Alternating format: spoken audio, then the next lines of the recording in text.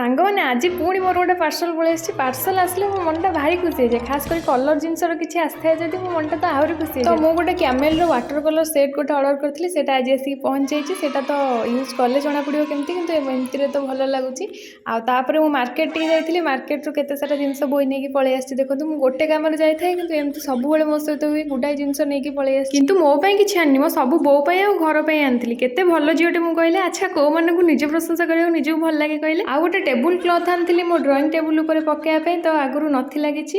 ଆଉ ଦେଖନ୍ତୁ ଏଇ ଜିନିଷଟା ମୋତେ ମୋ ଜଣେ ଭାଇ ଗିଫ୍ଟ କରିଥିଲେ, ତାଙ୍କ ନାଁ ହେଲା ବିପିନ ଭାଇ। ଡ୍ରଇଂ କଲର୍ ସେଟ୍ ଗୁଡ଼ା ରଖିବା ପାଇଁ ସେ କରିଥିଲେ, ମୋତେ ତ ବହୁତ ବଢ଼ିଆ ଲାଗୁଛି। ଆପଣମାନଙ୍କୁ କେମିତି ଲାଗୁଛି କମେଣ୍ଟରେ ଜଣାଇବେ।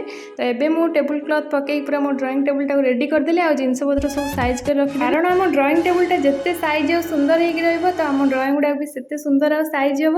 ଆଉ ଆପଣମାନଙ୍କୁ ଯଦି ମୋ ଡ୍ରଇଂ ଭଲ ଲାଗୁଥାଏ, ଅର୍ଡ଼ର ଦେବା ପାଇଁ ସ୍କ୍ରିନ୍ରେ ଆସୁଥିବା ନମ୍ବରରେ ହ୍ୱାଟ୍ସଆପ୍ କରନ୍ତୁ।